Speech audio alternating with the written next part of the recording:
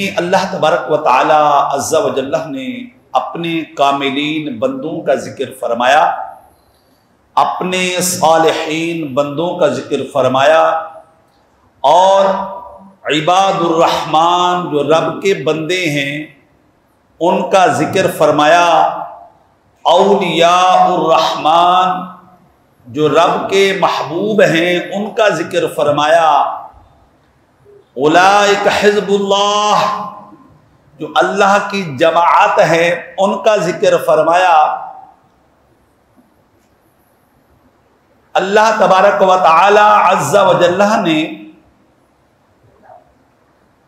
कुरान मजीद फुरकान हमीद में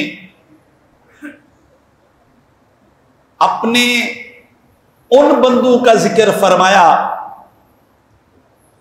जिनके साथ अल्लाह की रहमतें हैं,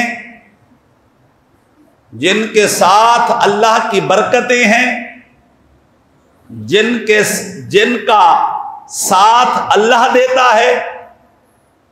और फिर कुरान कहता है कि जिनके साथ मेरी रहमत हो, जिनके साथ मेरी बरकत हो, जिनके साथ मेरी माइयत हो, वकूनू मअस्सादिकीन तुम भी उनके साथ मिल जाओ ताकि तुम्हारा भी ईमान बच जाए और तुम्हारा भी तकवा और तहारत बच जाए।